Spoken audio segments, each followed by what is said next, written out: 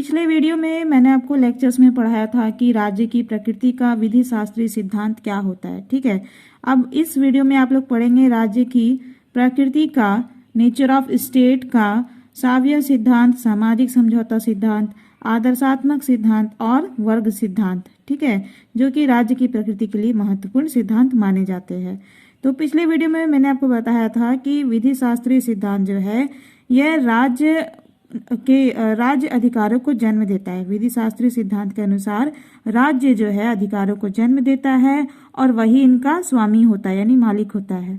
राज्य का व्यक्तित्व केवल एक कानूनी कल्पना नहीं बल्कि एक वास्तविकता भी है। और विधि शास्त्रीय सिद्धांत के समर्थक यह समझते हैं, यह भी कहते हैं कि राज्य के हित व्यक्ति के हित से भी भिन्न हो सकते हैं, क्योंकि राज्य स्थायी है, ठीक है, और व्यक्ति जो है अस्थायी है। राज्य क्या है, स्टेट क्या है, परमानेंट है, और व्यक्ति क्या है, टेम्पोररी है, अस्थायी है। राज्य को न केवल वर्तमान काल के मनुष्यों बल्कि भविष्य के मनुष्यों के हितों की भी ध्यान रखना होता है। राज्य की अपनी अलग संपत्ति होती है जिसे वह बेच सकता है। ठीक है, ये कौन कह रहा है? विधि शास्त्रीय सिद्धांत के अनुसार ये सब बातें हैं। विधि शास्त्रीय सिद्धांत के अनुसार राज्य की अपनी अलग संपत्ति होती है जिसे वह बेच सकता है। वह अपने लिए अलग संपत्ति खरीद भी सकता है और राज्य का पृथक कानूनी अस्तित्व होता है। ठीक है, विधि शास्त्रीय सिद्धांत क्या कहता है? विधि शास्त्रीय सिद्धांत जो है, ज्यूरिडिकल थ्योरी जो है, ये कहता है कि राज्य का अपना अलग कानूनी अस्तित्व भी होता है। अब आप लोग जानेंगे राज्य की प्रकृति का साव्यय सिद्धांत, जिसे इंग्लिश में कहते हैं ऑर्गेनिक थ्योरी। ठीक है, इस बुक के चैप्टर्स का इस बुक के चैप्टर का पीडीएफ अगर आपको चाहिए तो आप लोग टेलीग्राम चैनल पे जुड़ जाइए, ताकि आपको इसके पीडीएफ जो है 1 बाय 1 एक एक करके सारे चैप्टर का मिलते जाए। तो चलिए जानते हैं राज्य की प्रकृति का साव्यय सिद्धांत क्या है। ठीक है, साव्यय सिद्धांत के अंतर्गत, साव्यय सिद्धांत के अंदर राज्य को शरीर का स्वरूप माना गया है। ठीक है, और साव्यय सिद्धांत जो है, ऑर्गेनिक थ्योरी, इस सिद्धांत के अनुसार जिस प्रकार के विभिन्न अंग होते हैं और वह उनसे मिलकर बनता है, उसी प्रकार राज्य के विभिन्न अंग होते हैं और वह उनसे मिलकर बनता है। ठीक है, जिस प्रकार मानव शरीर को या राज्य जो है, राज्य की तुलना जो है शरीर से की गई है, तो जिस प्रकार शरीर कैसे बनता है, विभिन्न अंगों से बनता है, उसी प्रकार ये राज्य जो है वो भी विभिन्न अंग होते हैं इसके, और इससे मिलकर राज्य बनता है। ये साव्यय सिद्धांत का कहना है। ठीक है, जिस प्रकार शरीर के अंगों का समूह मात्र नहीं होता है और उसका उन अंगों से पृथक भी अस्तित्व होता है, उसी प्रकार यद्यपि व्यक्तियों से मिलकर राज्य का निर्माण होता है, लेकिन इन व्यक्तियों से अलग भी, इनसे पृथक भी राज्य का अपना एक अस्तित्व होता है। जिस प्रकार शरीर से पृथक यानी शरीर से अलग अंगों का कोई अस्तित्व नहीं होता, उसी प्रकार राज्य से पृथक यानी राज्य से अलग व्यक्तियों का कोई अस्तित्व नहीं होता है। प्राणी शरीर के समान ही राज्य भी विकासशील होता है। ठीक है, यानी कि जिस प्रकार प्राणी के शरीर का विकास होता है, उसी प्रकार राज्य भी विकासशील होता है। ठीक है, इस प्रकार साव्यय सिद्धांत राज्य को कल्पना मात्र ना मानकर उसको एक वास्तविक व्यक्ति शरीर मानता है। ठीक है, साव्यय सिद्धांत क्या मानता है कि ये एक कल्पना नहीं है, राज्य एक कल्पना नहीं है, बल्कि यह एक वास्तविक व्यक्ति शरीर है। और इसके अनुसार यानी साव्यय सिद्धांत के अनुसार राज्य और व्यक्ति में उसी प्रकार की आत्मनिर्भरता का संबंध है जिस प्रकार का संबंध जीवधारी और उसके विविध शारीरिक अंगों में होता है। गार्नर एक विद्वान है, उनके अनुसार साव्यय सिद्धांत एक प्राणी वैज्ञानिक धारणा है जो राज्य को जीवधारी व्यक्ति मानता है, उसका निर्माण करने वाले व्यक्तियों को जीवधारी शरीर के कोष्ठों के समान समझता है और राज्य तथा व्यक्ति के बीच ठीक उसी प्रकार के अन्योन्य आश्रित संबंध की कल्पना करता है जैसा संबंध शरीर और उसके अंगों के बीच होता है। अब आप लोग जानेंगे कि इस साव्यय सिद्धांत का विकास कैसे हुआ है। ठीक है, राज्य की प्रकृति का साव्यय सिद्धांत जो है, इसका विकास कैसे हुआ है। वस्तुतः साव्यय सिद्धांत उतना ही पुराना है जितने की स्वतः राजनीतिक विचारधारा। ठीक है, साव्यय सिद्धांत कितना पुराना है? उतना पुराना है जितना कि खुद राजनीतिक विचारधारा। प्लेटो ने राज्य को एक बृहत आकार का मनुष्य बतलाकर व्यक्ति तथा राज्य के बीच पूर्ण सादृश्य स्थापित किया है। प्लेटो ने समाज को 3 वर्गों में बांटा है। ठीक है, विभाजित किया है, बालक, योद्धा और श्रमिक। प्लेटो ने समाज को कितने वर्गों में बांटा है? 3 वर्गों में, बालक, योद्धा और श्रमिक। और इस विभाजन का आधार मानव आत्मा के 3 गुण बुद्धि, साहस और इंद्रिय तृष्णा माने हैं। अरस्तु ने भी राज्य तथा उसके नागरिकों की तुलना में शरीर तथा उसके अंगों से की है। ठीक है, अरस्तु ने क्या किया है?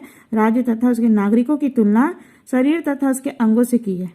रोमन विद्वान सिसरो भी इसी विचारधारा के समर्थक है और वह राज्य के प्रधान को मानव शरीर पर शासन करने वाली आत्मा की उपमा देते हैं।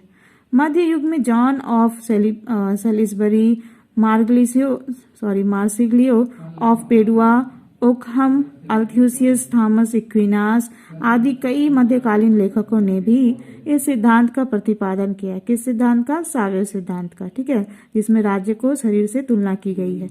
इनके बाद हॉब्स और रूसो ने भी कुछ इसी प्रकार के विचारों का प्रतिपादन किया। इसी प्रकार हॉब्स ने अपनी राज्य विषयक पुस्तक का नाम लेवियाथन अर्थात विशालकाय जलीय जंतु रखा है। लेवियाथन किसकी पुस्तक है? हॉब्स की। याद रखिएगा, ये आप लोगों का ऑब्जेक्टिव क्वेश्चन में पूछा जा सकता है। ठीक है, लेकिन हॉब्स और रूसो की विवेचना तथा तुलना अत्यधिक अतिशयोक्तिपूर्ण है।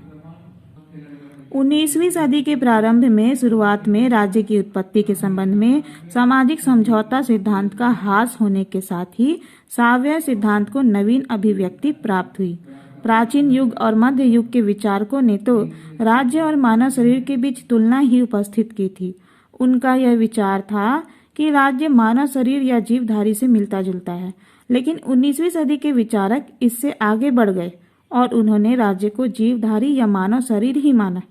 विस्तार के साथ इस प्रकार की धारणा का प्रतिपादन किया गया और उस काल में राज्य रूपी शरीर के साथ पोषक व्यवस्था, स्नायविक प्रणाली, परिचालन व्यवस्था आदि गुण भी जोड़ दिए गए। राज्य के संबंध में इस नए विचारधारा का जन्म जर्मनी में हुआ। ठीक है, राज्य के संबंध में सावयव सिद्धांत का जो जन्म है कहाँ हुआ? जर्मनी में हुआ। और वहां इसे फिक्टे और ब्लंटसली की विचारधारा का प्रबल समर्थन प्राप्त हुआ। ब्लंटसली ने तो इस सिद्धांत को पराकाष्ठा पर ही पहुंचा दिया।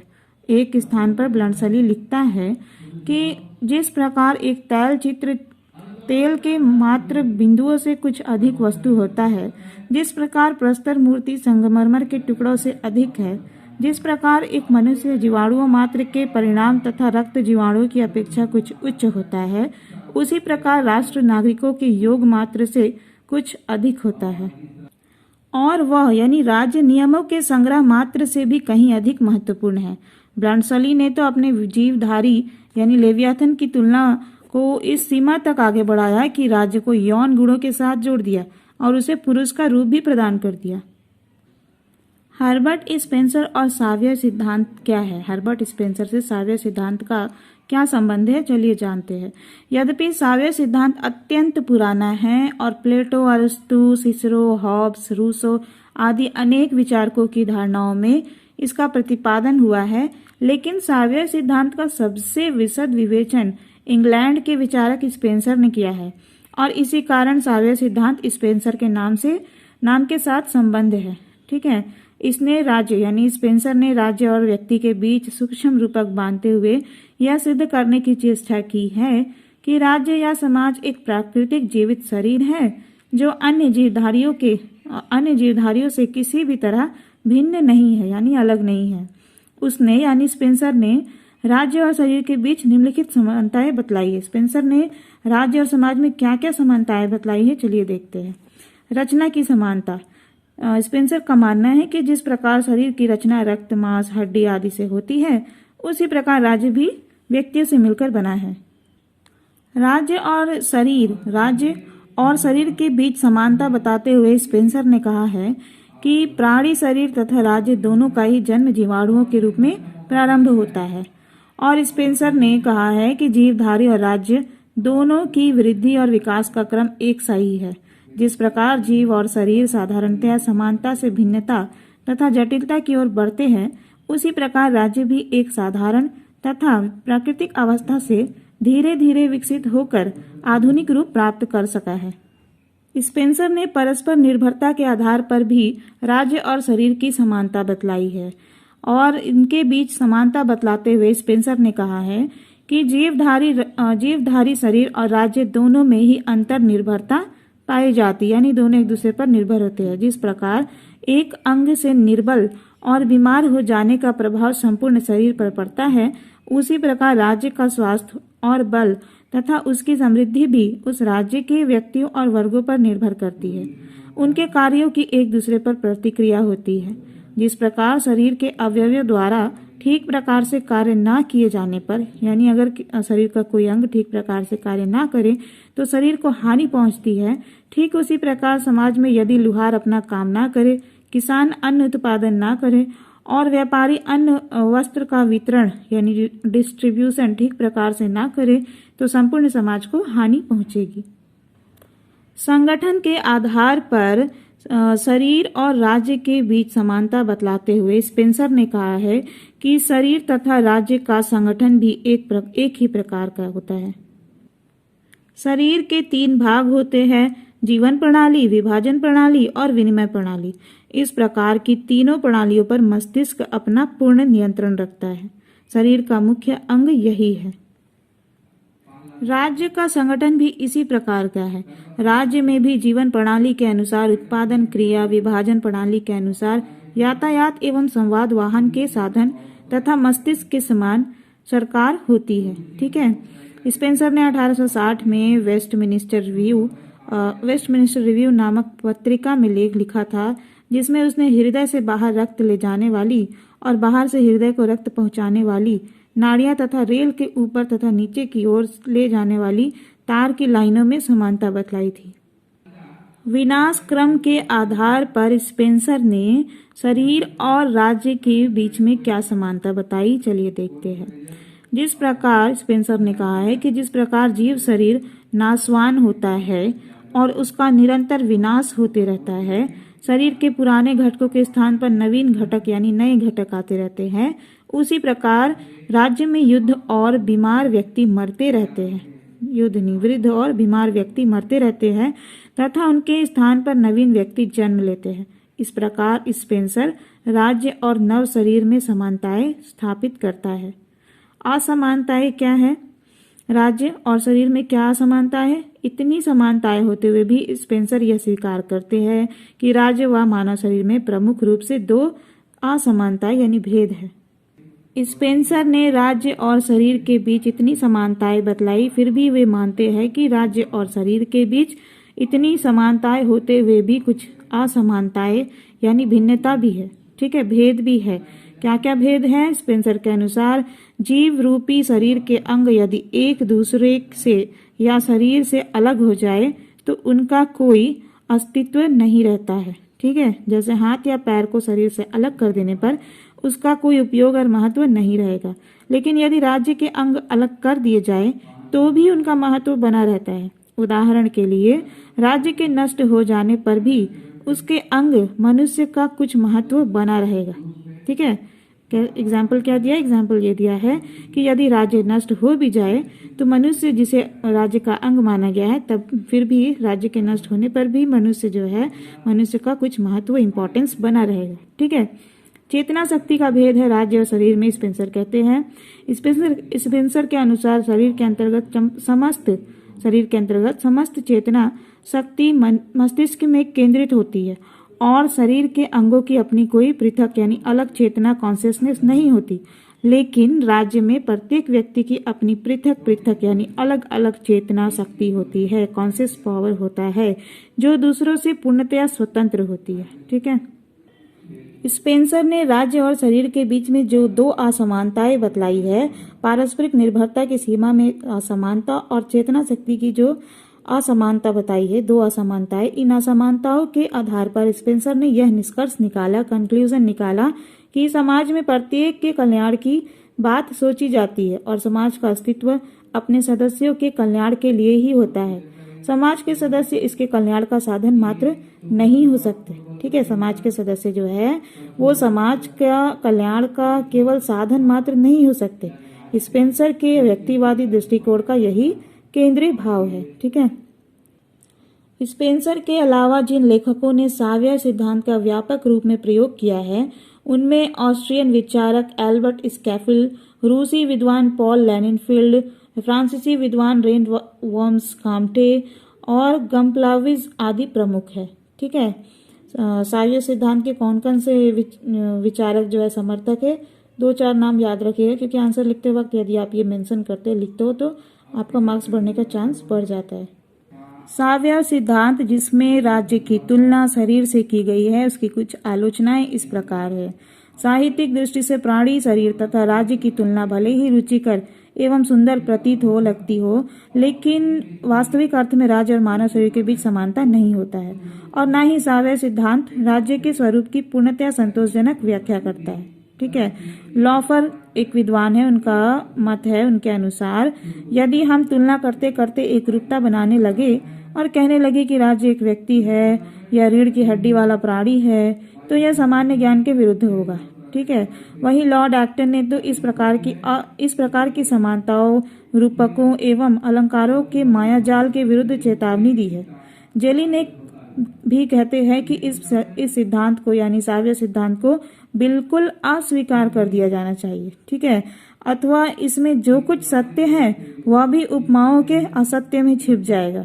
सावियर सिद्धांत की प्रमुख रूप से निम्नलिखित आधारों पर आलोचना की जा सकती है। सावियर सिद्धांत की क्या क्या आलोचना है, क्रिटिसिज्म क्या है, इसकी बुराई क्या है, ये मैं आप लोगों को बता रही हूँ। आगे आप लोग आंसर में लिखिएगा इसको आलोचना, उसके बाद निष्कर्ष लिखिएगा, आप लोगों का मार्क्स अच्छा आएगा। ठीक है, सावियर सिद्धांत की आलोचना यानी क्रिटिसिज्म यह है कि समानता पूर्ण नहीं है।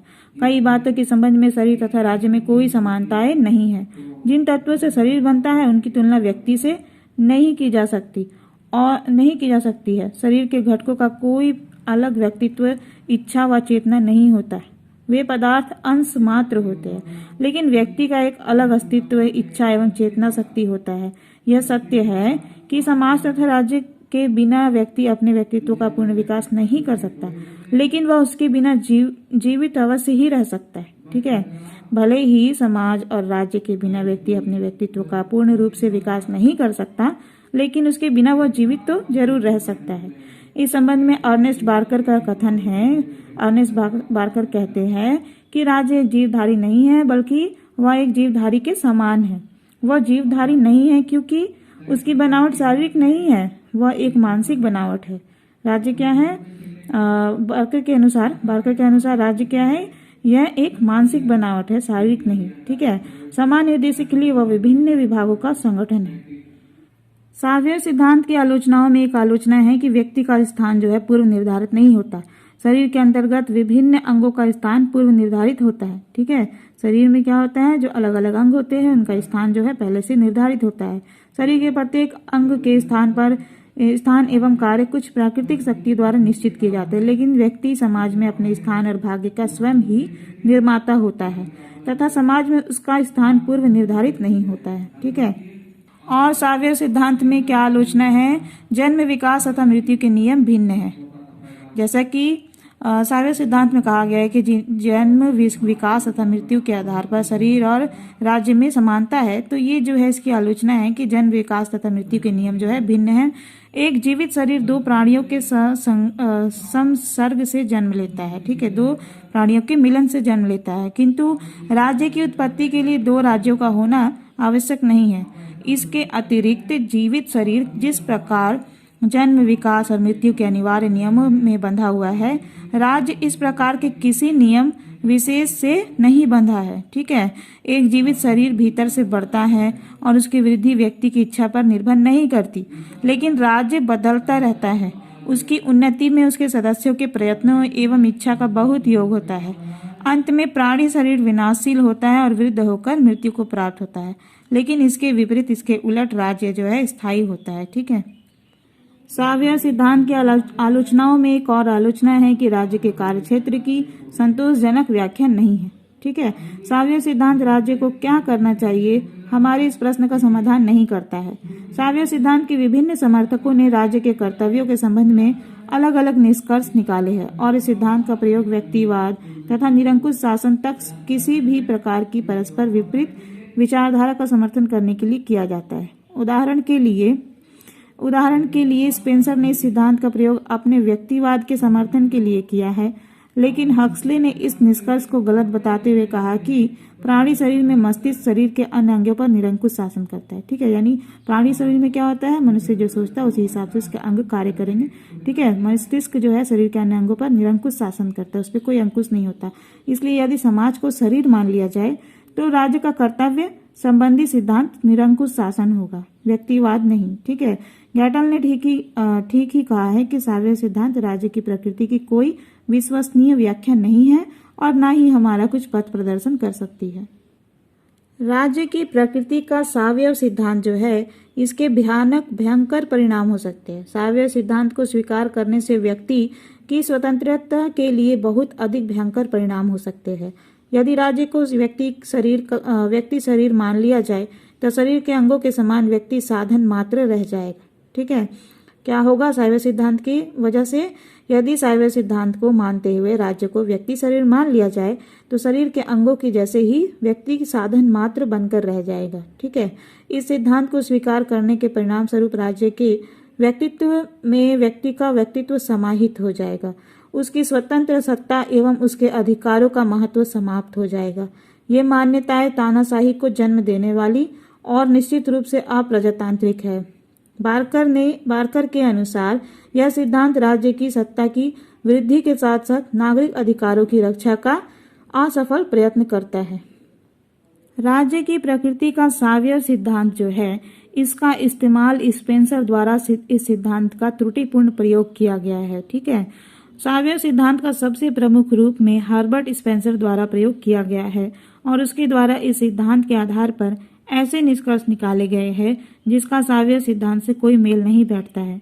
स्पेंसर द्वारा सावयव सिद्धांत के आधार पर व्यक्तिवाद का समर्थन किया गया है, लेकिन जैसा कि बारकर ने कहा है कि प्राणी विज्ञान तथा व्यक्तिवाद दो ऐसे अनमोल घोड़े सिद्ध हुए हैं जो प्राणी को दो विरोधी दिशाओं में खींचते हैं। सावयव सिद्धांत का क्या महत्व है? सावयव सिद्धांत उपयुक्त आलोचना, इतनी आलोचनाएं जो मैंने बताई, इससे यह समझा जाना चाहिए कि सावयव सिद्धांत जो है इसका कोई मूल्य और महत्व नहीं है। ठीक है, वस्तुतः राज्य के स्वरूप तथा व्यक्ति और राज्य के पारस्परिक संबंध को, व्यक्ति और राज्य के एक दूसरे के संबंध को समझने के लिए यह सिद्धांत अत्यंत उपयोगी है। एम कैचने और गैटल ने तो इस सिद्धांत को समस्त राजनीतिक दर्शन की आधारशिला माना है। राज्य की प्रकृति का सामाजिक समझौता सिद्धांत जो है, राज्य की प्रकृति का सामाजिक समझौता सिद्धांत, ये आप लोगों का राज्य की उत्पत्ति का भी सामाजिक समझौता सिद्धांत है। मैंने आपको पढ़ाया है पिछले लेक्चर्स में कि राज्य की उत्पत्ति का सामाजिक समझौता सिद्धांत क्या है। ठीक है, किस प्रकार इस सिद्धांत के अनुसार राज्य की उत्पत्ति हुई। लेकिन ये जो है आप लोगों का राज्य की प्रकृति में भी है। ठीक है, सामाजिक समझौता सिद्धांत। तो सामाजिक समझौता सिद्धांत यद्यपि प्रमुख रूप से राज्य की उत्पत्ति पर प्रकाश डालता है, लेकिन उसका प्रयोग राज्य के स्वरूप और उद्देश्य को स्पष्ट करने के लिए भी किया गया है। ठीक है, राज्य की सामाजिक समझौता सिद्धांत जो, ये सामाजिक समझौता सिद्धांत जो है, इसका प्रमुख रूप से राज्य की उत्पत्ति पर प्रकाश डालने का कार्य है, लेकिन उसका प्रयोग जो है इसका जो प्रयोग है, किसका प्रयोग? सामाजिक समझौता सिद्धांत का प्रयोग राज्य के स्वरूप और उसके उद्देश्य को स्पष्ट करने के लिए भी किया गया है। ये सामाजिक समझौता सिद्धांत जो है, इस सिद्धांत के अनुसार प्रारंभ में मनुष्य प्राकृतिक अवस्था में रहते थे तथा स्वेच्छा से उन्होंने समझौता करके प्राकृतिक अवस्था का अंत किया और राज्य संस्था की स्थापना की। अतः इस सिद्धांत के अनुसार राज्य एक ऐसा कृत्रिम संगठन है जिसकी स्थापना किन्हीं निश्चित प्रयोजनों एवं उद्देश्यों की सिद्धि के लिए की गई है। इस प्रकार राज्य अन्य मनुष्यकृत समुदायों के समान ही एक ऐसा समुदाय है जिसके स्वरूप में मनुष्य की इच्छा अनुसार परिवर्तन किया जा सकता है अथवा जिसे पूर्णतया भंग भी किया जा सकता है। ये सामाजिक समझौता सिद्धांत जो है, इसमें यह बात भी शामिल है कि यदि राज्य संस्था समझौते के अनुसार अपने उद्देश्यों की पूर्ति अथवा कर्तव्य पालन में असमर्थ रहती है तो मनुष्यों को अधिकार है कि वे उसकी आज्ञाओं का पालन ना करें और उसके विरुद्ध विद्रोह कर दें। अब आप लोग जानेंगे कि राज्य की प्रकृति का आदर्शात्मक सिद्धांत क्या है। Idealistic theory of nature of state, idealistic theory of nature of state. ठीक है, राज्य की प्रकृति का आदर्शात्मक सिद्धांत कई नामों से जाना जाता है। बोसांके जैसे लेखक इसे दार्शनिक सिद्धांत यानी फिलोसॉफिकल थ्योरी और हॉबहाउस इसे आध्यात्मिक सिद्धांत यानी मेटाफिजिकल थ्योरी के नाम से पुकारते हैं।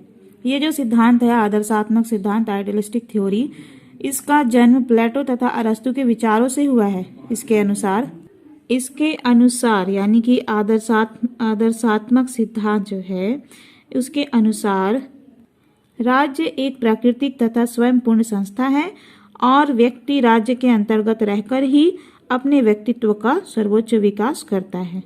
आदर्शात्मक सिद्धांत के अनुसार राज्य स्वयं में ही एक लक्ष्य है। ठीक है, आदर्शवाद सिद्धांत का प्रतिपादन प्रमुख रूप से कांट, हीगल, ग्रीन, ब्रैडले, बोसांके आदि विचारकों द्वारा किया गया है। ये जो सिद्धांत है आदर्शात्मक सिद्धांत, इसका चरम उत्कर्ष हमें हीगल की विचारधारा में मिलता है। ठीक है, इस आदर्शात्मक सिद्धांत का चरम उत्कर्ष हमें किसके विचारधारा में मिलता है, ये आप लोगों का इंपॉर्टेंट ऑब्जेक्टिव है, लिख लीजिए आप लोग नोटबुक में। ये हमें हीगल की विचारधारा में मिलता है। ठीक है, आदर्शवादी सिद्धांत का अध्ययन दो भागों में किया जा सकता है। पहला है ग्रीन आदि विचारकों द्वारा प्रतिपादित मध्यम मार्गी आदर्शवाद और दूसरा है हीगल आदि दार्शनिकों द्वारा प्रतिपादित उग्र आदर्शवाद। ठीक है, आदर्शवादी सिद्धांत का अध्ययन दो भागों में किया जा सकता है। पहला है मध्यम मार्गी आदर्शवाद और दूसरा है उग्र आदर्शवाद। ठीक है, तो ये मध्यम मार्गी आदर्शवाद क्या है? मध्यम मार्गी आदर्शवाद का प्रतिपादन कांट और प्रमुख रूप से थॉमस हिल ग्रीन के द्वारा किया गया है। ठीक है, इन्होंने किया है। ग्रीन एक ब्रिटिश दार्शनिक था और वह ब्रिटेन के उदारवाद से प्रभावित था। इसके साथ ही ग्रीन हीगल द्वारा प्रतिपादित आदर्शवाद से भी प्रभावित था, इसलिए उसकी विचारधारा में उग्र आदर्शवाद और ब्रिटेन के उदारवाद के बीच समन्वय मिलता है और इसी कारण इसे मध्यम मार्गी आदर्शवाद के नाम से जाना जाता है।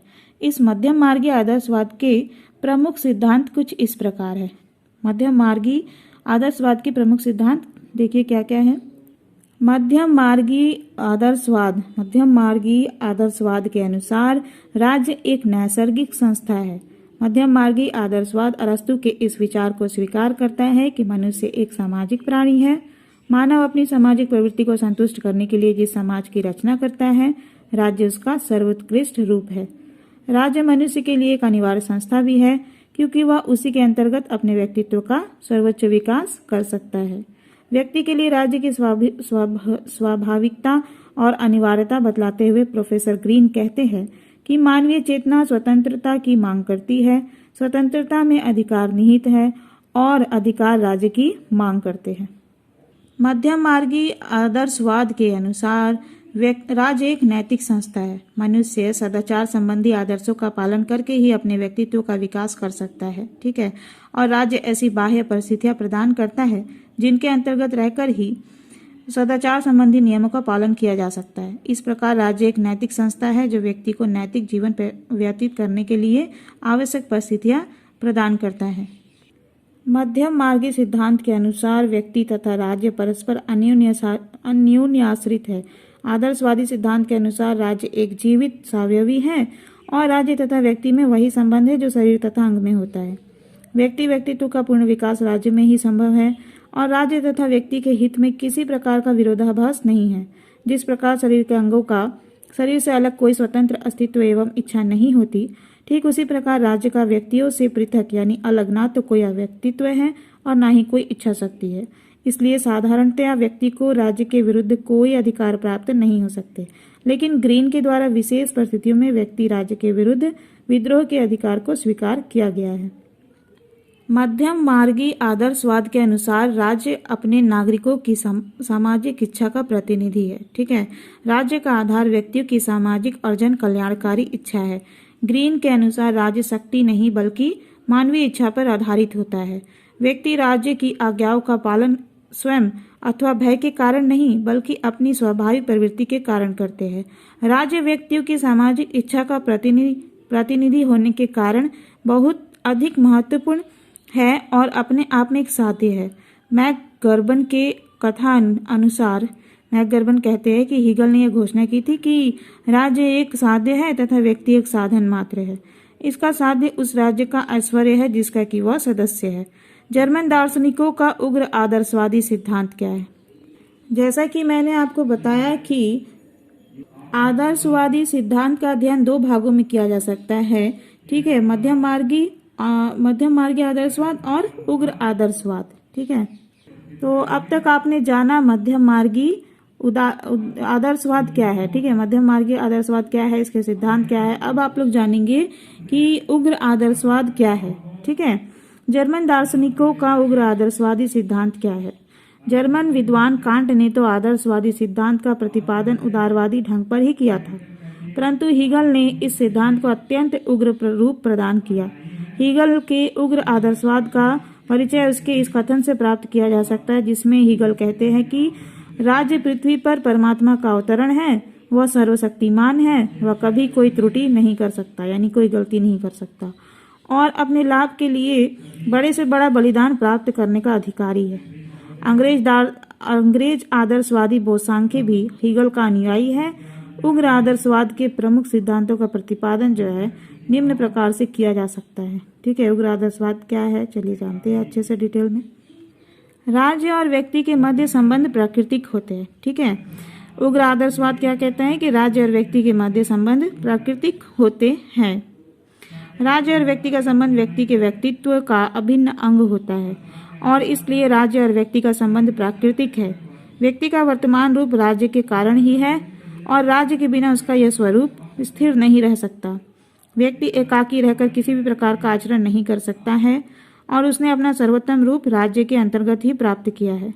हीगल का कथन है कि अपनी सर्वशक्तिमान प्रकृति, बलिदान तथा शक्ति के कारण राज्य व्यक्ति को ऊंचा उठा देता है और उसे स्वार्थी प्राणी से ऊपर उठाकर सार्वलौकिक जीवन की ओर ले जाता है।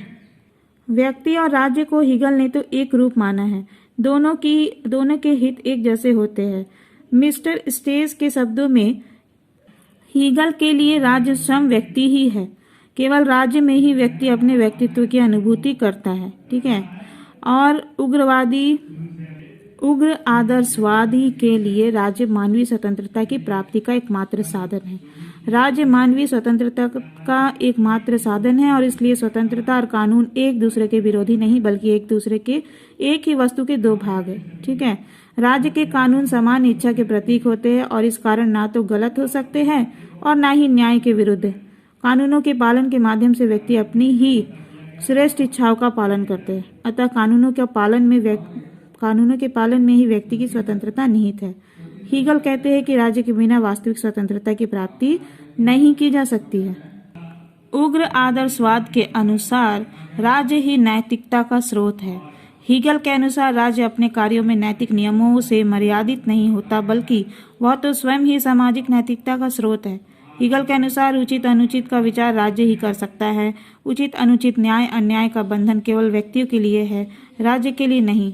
हीगल के अनुयायी बोसांखे कहते हैं कि राज्य विश्वव्यापी नैतिक संगठन का अंग न होकर समस्त नैतिक संसार का अभिभावक है। राज्य मनुष्य को स्वार्थ के स्थान पर त्याग की भावना का पाठ पढ़ाता है और इस प्रकार उन्हें नैतिक बनाता है। उग्र आदर्शवाद जो है व्यक्ति को शासन के विरुद्ध विद्रोह का अधिकार नहीं देता है, ठीक है। उग्र आदर्शवाद जो है व्यक्ति को शासन के विरुद्ध विद्रोह का अधिकार नहीं देता है। उग्र आदर्शवाद के अनुसार राज्य सामान्य इच्छा का प्रतिनिधित्व करता है और सामान्य इच्छा मनुष्य की सद्भावनाओं का प्रतिनिधित्व करती है। अतः राज्य के आज्ञा पालन में मनुष्य अपनी ही सदिच्छाओं का पालन करता है। इसलिए हीगल के अनुसार राज्य की नीति का विरोध अथवा आलोचना अनुचित ही नहीं बल्कि पापपूर्ण कार्य है। अतः राज्य और शासक की आज्ञाओं का अक्षरशः पालन किया जाना चाहिए और किसी भी परिस्थिति में राज्य का विद्रोह नहीं किया जाना चाहिए। उग्र आदर्शवाद के अनुसार युद्ध वांछनीय है। हीगल के अनुसार अंतर्राष्ट्रीय नियमों के बंधनों का पालन करना राज्य के लिए आवश्यक नहीं है। अपने कल्याण के लिए राज्य स्वयं ही सोच विचार कर सकता है। उग्र आदर्शवाद के अनुसार युद्ध वांछनीय है, यह एक पुण्य कार्य है। हीगल का कथन है कि युद्ध की स्थिति से ही राज्य के निजी व्यक्तित्व का ज्ञान होता है। इस प्रकार उग्र आदर्शवादी सिद्धांत आंतरिक और बाह्य दोनों ही क्षेत्रों में राज्य की निरंकुशता की चरम सीमा है। आदर्शवादी सिद्धांत की आलोचना देखिए क्या है। अभी जो मैंने आपको आदर्शवादी सिद्धांत पढ़ाया है इसके आलोचना के बारे में आप जानेंगे। आदर्शवादी सिद्धांत की आलोचना क्या है, इसकी क्रिटिसिज्म क्या है। हॉबहाउस, लास्की, जोड आदि विचारकों द्वारा राज्य के आदर्शवादी सिद्धांत विशेषतः उग्र आदर्शवाद की बहुत अधिक आलोचना की गई है। ठीक है, उग्र आदर्शवाद जो है इसकी बहुत सारी आलोचना की गई है। इस सिद्धांत की आलोचना के प्रमुख आधार निम्नलिखित है। ये जो उग्र आदर्शवाद अभी अभी आप लोगों ने जाना पढ़ा, उसकी बहुत सारी आलोचना हुई है।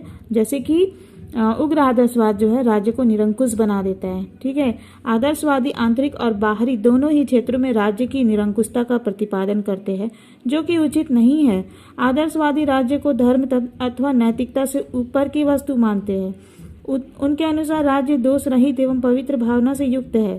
ठीक है, आदर्शवादियों के अनुसार राज्य जो है दोष रहित है, पवित्र भावना से युक्त है, जिसे धर्म का कोई बंधन अपने घेरे में नहीं ले सकता। और ये जो आदर्शवादी सिद्धांत है, इसके अनुसार अंतर्राष्ट्रीय कानून की मान्यता भी राज्य के लिए ऐच्छिक है और उसके द्वारा अपनी इच्छा अनुसार युद्ध का मार्ग अपनाया जा सकता है। इस प्रकार यह धारणा निरंकुशता, संघर्ष, युद्ध एवं हिंसा को प्रोत्साहित करती है। हिटलर और मुसोलिनी ने हीगल के अनुयायी बनकर सैनिकवाद तथा साम्राज्यवाद को अपनाया, जिसके परिणाम केवल जर्मनी और इटली को ही नहीं बल्कि पूरे विश्व को, संपूर्ण विश्व को भुगतने पड़े। CEM जोड का विचार है कि यह सिद्धांत न तो सिद्धांत की दृष्टि से सही है, न तथ्यों के अनुकूल है। इसमें वर्तमान राज्यों के विदेश नीति के क्षेत्र में अविवेकपूर्ण कार्यों का समर्थन करने की प्रवृत्ति भी परिलक्षित होती है। आदर्शवादी सिद्धांत जो है व्यक्ति स्वतंत्रता का विनाशक है, व्यक्तिगत स्वतंत्रता को विनाश करता है आदर्शवादी सिद्धांत। आदर्शवादी सिद्धांत व्यक्तियों के व्यक्तित्व और उनकी स्वतंत्रता का बहुत बड़ा शत्रु है। इस सिद्धांत के अनुसार व्यक्ति को प्रत्येक परिस्थिति में राज्य की आज्ञाओं का पालन करना चाहिए और व्यक्ति राज्य द्वारा किए गए कार्यों के उचित अनुचित, न्याय अन्याय पर विचार नहीं कर सकता। इस तरह ये जो सिद्धांत है, आदर्शवादी सिद्धांत, व्यक्ति के व्यक्तित्व और उसकी स्वतंत्रता का अंत कर देता है। लास्की का कथन है, लास्की कहते हैं कि व्यक्ति का अपना पृथक अस्तित्व होता है, यानी अलग अस्तित्व होता है, लेकिन यह सिद्धांत जो है आदर्शवादी सिद्धांत व्यक्ति के इस पृथक अस्तित्व को समाप्त कर देता है। जोड कहते हैं कि आदर्शवादी सिद्धांत व्यक्ति की स्वतंत्रता के प्रतिकूल है। ठीक है, क्योंकि व्यक्ति तथा राज्य के मध्य जब कभी कोई संघर्ष होता है तो यह सिद्धांत मान लेता है कि इसमें राज्य ही सच्चा है, व्यक्ति नहीं। आदर्शवादी सिद्धांत का एक और आलोचना यह है कि यह राज्य को साध्य मानता है और व्यक्ति को साधन, लेकिन ऐसा नहीं है। राज्य साधन है और राज्य साधन है, साध्य नहीं। इस सिद्धांत के ये आदर्शवादी सिद्धांत जो है, इसके अंतर्गत राज्य को एक साध्य की स्थिति प्रदान कर दी गई है, लेकिन वास्तव में राज्य एक साधन मात्र है जिसका लक्ष्य है मानव का कल्याण करना। यह सत्य है कि व्यक्ति अपने व्यक्तित्व का विकास राज्य के अंतर्गत ही रहकर कर सकता है, लेकिन इसका अर्थ यह नहीं है कि राज्य पृथक व्यक्ति के व्यक्तित्व का कोई मूल्य नहीं है। ठीक है, ये सत्य है कि व्यक्ति के व्यक्तित्व का विकास राज्य में रहकर ही होता है, लेकिन इसका अर्थ ये नहीं है कि राज्य से अलग व्यक्ति के व्यक्तित्व का कोई मूल्य नहीं, कोई वैल्यू नहीं है। आदर्शवाद ने राज्य और व्यक्ति के संबंधों का विपरीत रूप में चित्रण किया है। प्रोफेसर हॉबहाउस कहते हैं कि राज्य एक विशाल संस्था है, इसका हित किसी एक प्राणी के हित की अपेक्षा बहुत ही महान है, इसका क्षेत्र महान है, इसकी सेवा हमारे आत्म बलिदान और इसके प्रति कृतज्ञ रहने की अधिकारी है।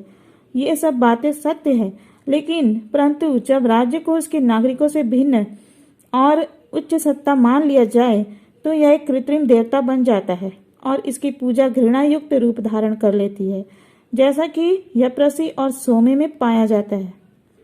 आदर्शवाद का आधारभूत विचार यह है कि राज्य सामान्य इच्छा का प्रतिनिधित्व करता है, जो व्यक्तियों की आदर्श इच्छाओं का सार होती है, लेकिन यथार्थ और आदर्श इच्छा का अंतर एवं सामान्य इच्छा की धारणा कल्पना जगत की वस्तु है। व्यवहार में उनका ज्ञान प्राप्त न हो सकने के कारण उनका कोई मूल्य नहीं है। राज्य, समाज और सरकार भिन्न भिन्न संस्थाएं हैं।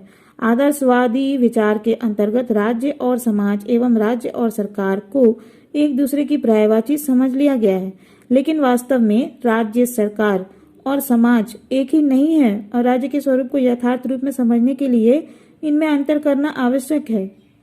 प्रगति विरोधी और भयानक, ये जो आदर्शवादी सिद्धांत है ये प्रगति विरोधी और भयानक है। कुछ विचारकों का कहना है कि आदर्शवादी धारणा प्रगति विरोधी, दोषपूर्ण और अत्यधिक भयानक है, क्योंकि इसके अंतर्गत आदर्श अपनाने के स्थान पर दोषपूर्ण यथार्थ स्थिति को ही आदर्श का रूप दे दिया गया है। प्रमुख आदर्शवादियों में से अरस्तु ने दास्ता, हीगल ने युद्ध और ग्रीन ने पूंजीवाद के प्रति विश्वास व्यक्त किया है।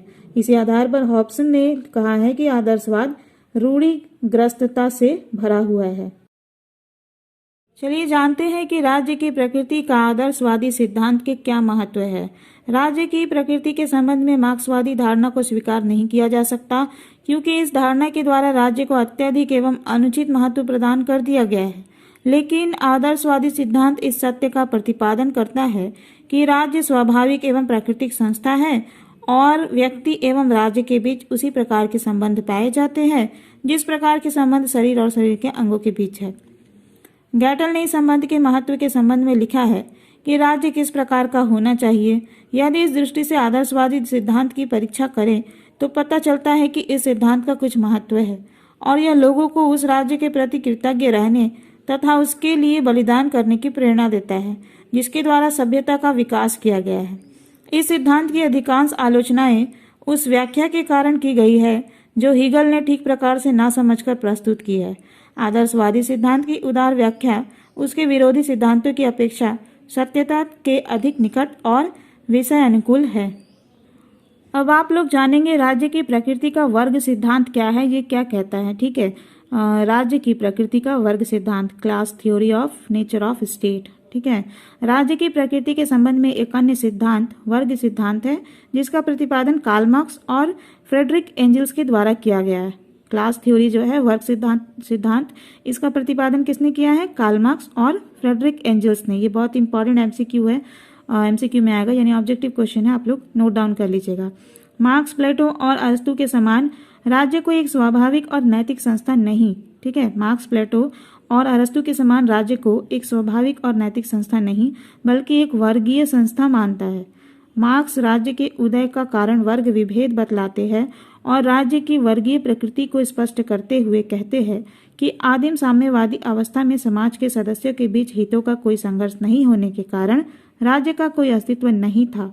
लेकिन दास प्रथा के युग में स्वामी और दास के संबंधों के उदय की स्थिति बदल गई। स्वामी वर्ग के सदस्यों की संख्या बहुत कम थी और बहुसंख्यक समाज के विरुद्ध अपनी स्थिति बनाए रखने के लिए उन्हें शक्ति का आश्रय लेना पड़ा।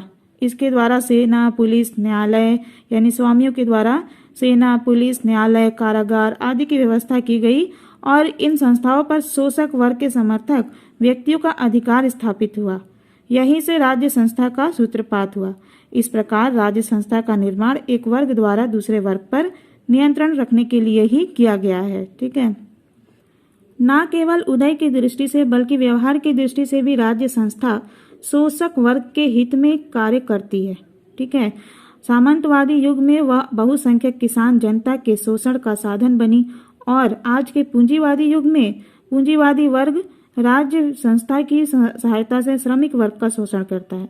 मार्क्स और एंजल्स के अनुसार राज्य एक वर्गीय संस्था है जिसका कार्य शोषक वर्ग के हितों की रक्षा करना और शोषित वर्ग के अधिकाधिक शोषण की ओर प्रवृत्त करना है।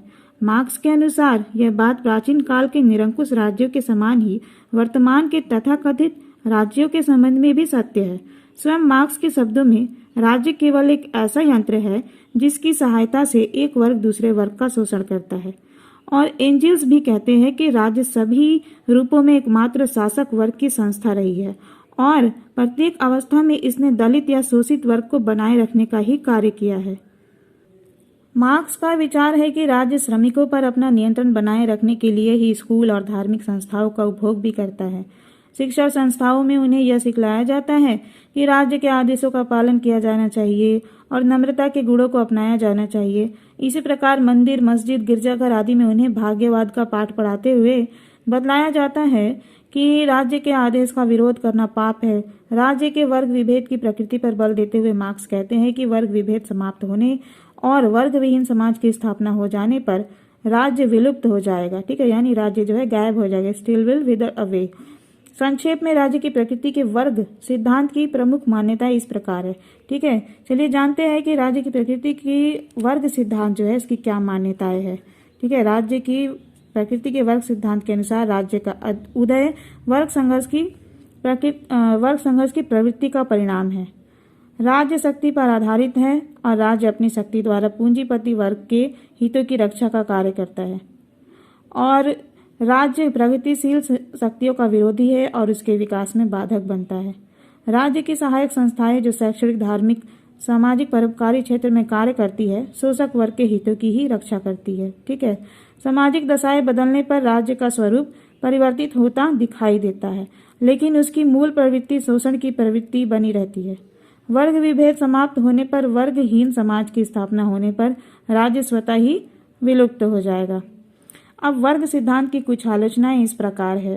वर्ग सिद्धांत की प्रमुख आलोचनाएं इस प्रकार है। राज्य वर्ग सिद्धांत की आलोचना यह है कि राज्य एक वर्गीय संगठन नहीं बल्कि एक स्वाभाविक और नैतिक संगठन है। वर्तमान राज्य सर्वहारा वर्ग का शत्रु ना होकर मित्र है। राज्य अस्थायी नहीं बल्कि स्थायी है। राज्य के विलीनीकरण की धारणा कपोलकल्पित है। राज्य की प्रकृति के वर्ग सिद्धांत की आलोचना की जाती है और यह एक तथ्य है कि राज्य संस्था स्वाभाविक है और मानव स्वभाव तथा जीवन के साथ अनिवार्य रूप से जुड़ी होने के कारण यह सदैव बनी रहेगी। लेकिन इसके साथ ही यह एक तथ्य है कि वर्तमान समय का राज्य प्रत्यक्ष या परोक्ष यानी डायरेक्ट या इनडायरेक्ट रूप में साधन संपन्न वर्ग के हितों का रक्षक बना हुआ है और राज्य शोषण यंत्र के स्थान पर जन कल्याणकारी संस्था का रूप ग्रहण कर सके, इसके लिए राज्य के ढांचे और हमारी समस्त व्यवस्था में परिवर्तन नितांत आवश्यक है। वीडियो अच्छी लगी, जानकारी अच्छी लगा, लेक्चर अच्छा लगा तो समझ में आया तो आप वीडियो को लाइक करिएगा, चैनल को सब्सक्राइब कर लीजिएगा और इसे अपने स्टडी ग्रुप एंड क्लासमेट से शेयर करना नहीं भूलिएगा और टेलीग्राम पे जुड़ जाइए क्योंकि इस बुक का PDF आपको 1 by 1 चैप्टर करके आप लोग को मिल जाएगा। ठीक है।